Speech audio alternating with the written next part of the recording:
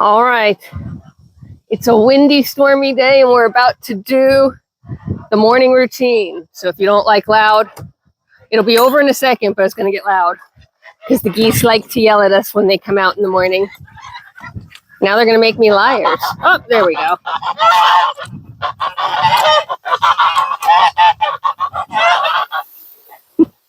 They're so funny. Every morning it's the same thing. And every morning it's straight to the pond for their morning bath. Everybody's swimming, everybody's enjoying. And let me tell you, despite the fact that we're going to have terrible, terrible storms, here come the turkey and chickens. Oh, and the guinea, of course. Despite the fact we're going to have some terrible storms, we're under flash flood watch, all the fun things. It's fabulous. And this is one of those mornings where I wish I could stay out here all day. It's not cold. It's cool, but comfortable, like really comfortable. You know, like not break a sweat when you're working, but at the same time, not need layers and layers of clothes, which is fabulous. Oh. Apparently that rooster decided the guinea was up to no good. What were you doing, buddy? Okay, so a couple of things. With a lot of rain expected, we should be fine.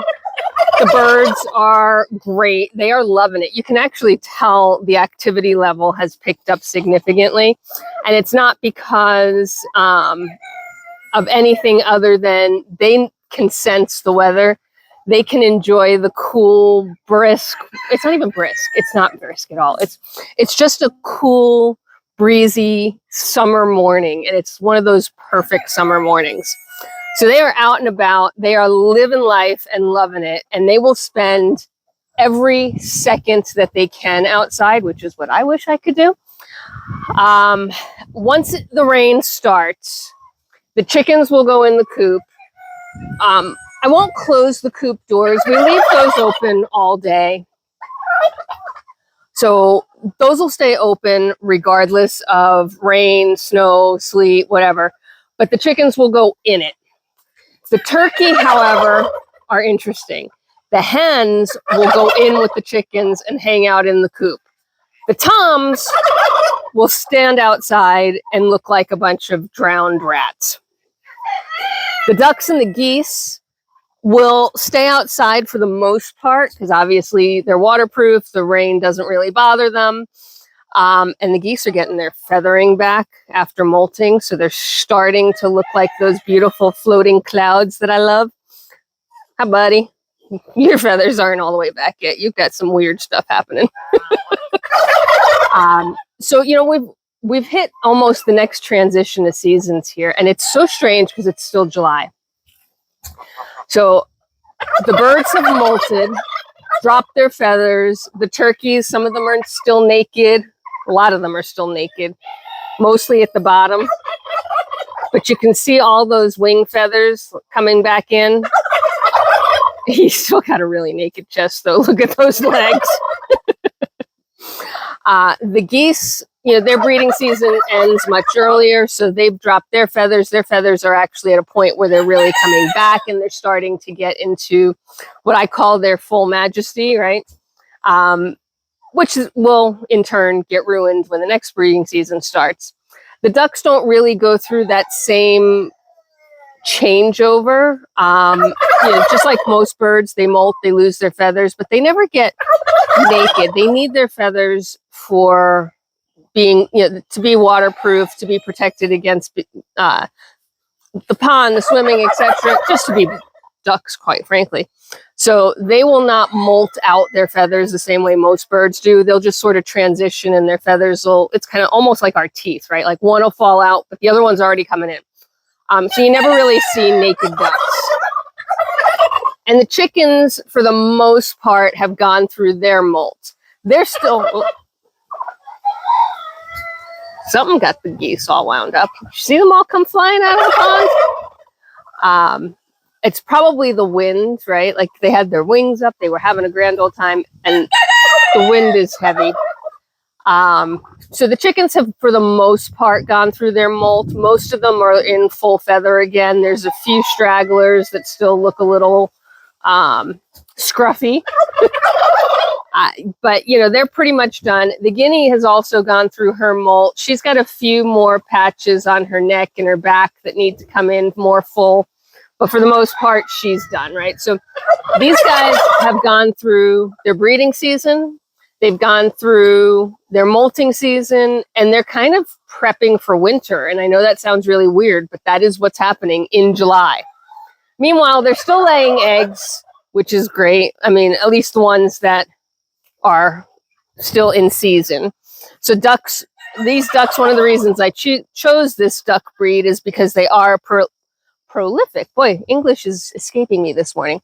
A prolific egg layer. They each, you know, each duck, not the drakes, of course, but each duck will lay upwards of about 250 to 280 eggs a year. They do have an off season, so they'll stop laying in October-ish time frame. It could be late September. They could go, you know, well into mid to late October, depending on what the weather is doing and how, you know, whether we're cold, what the sun has been out, right? So if we have a long stretch of dark days, that'll sort of turn off egg laying. But since I'm not really hatching anymore, and I do still offer hatching for people that want it, right? But I'm not actively hatching eggs anymore, other than the turkey eggs that are in the incubator. All of the eggs that I'm collecting now, remember, sort of end of July-ish, are being stored in a cool, dark, temperature-controlled place, i.e. my basement. And when egg laying turns off in September, October, I will have a stockpile of eggs down there from, you know, late July, August, September that will carry me through until they start laying in February. And yes, the eggs last that long. There will be one or two that go bad because there's always a few that have a micro crack in it. They can get cracked when they're being laid. They can get cracked, or like, you know, you see the ducks lay anywhere the heck they want. So, you know, it could get cracked just by hitting the ground. And you won't notice that crack because it's not a full crack in the shell. It's just a really almost microscopic opening that allows bacteria to get in. But as long as they don't have that, the bacterial bloom that comes from the inside of the bird and gets put on the egg when they lay it to protect it for incubation and hatching normally, also protects it from all the bad things. So you can keep eggs for a very long time. They do not need to be refrigerated, and they're just as good as they were on day one. And again, there's always a few, so you've got to check your stash. You can't just leave them alone because once in a while, one will start to go icky and you want to catch that before it explodes. Trust me. But as long as you sort of, you know, take a peek at it once a week or so, and you keep them in not a cold place, but in a cool place. Does it have to be dark? No, but dark keeps the temperature a little bit more normal. They can last for months. So why do store-bought eggs not last as long, and why do they have expirations and best by dates? Well, because they get washed, and all that good, lovely protective coating that gets put on them by the bird and by Mother Nature gets taken off because we need a nice, pristine, clean egg to sit in the grocery shelves. And that's why you have to refrigerate them. And it's also why you can't keep them forever, and they don't last and they go bad. So there's my lecture on eggs for the day. I don't even know why I started that other than I was on an egg hunt. And I did find one, of course. There's more in the coop, I'm sure, so we'll go pick those up next. But yeah, actually, I'm probably just killing time because I want to be outside. It's kind of nice.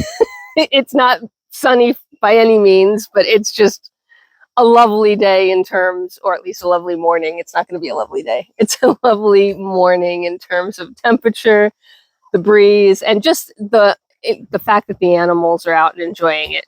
Meanwhile, when we finally clear up all the leaves out of this pile, and you've noticed the pile's getting smaller and smaller, it's not because we've done anything, it's because the chickens and the birds have been slowly working those leaves into pulp. When it gets down to just branches, I guarantee you there's probably 24 eggs in there somewhere. I have not gone hunting in deep to go find them. I guarantee you there's eggs in there. It'll be an adventure when this finally clears up or we finally take it away. But right now they're loving it, so why would I take it away from them? All right, I've got to go feed the barn, and eventually I'm going to have to go to work, which I don't want to do because it's a nice morning. All right, guys. Until next time, there's work to be done. Bye for now.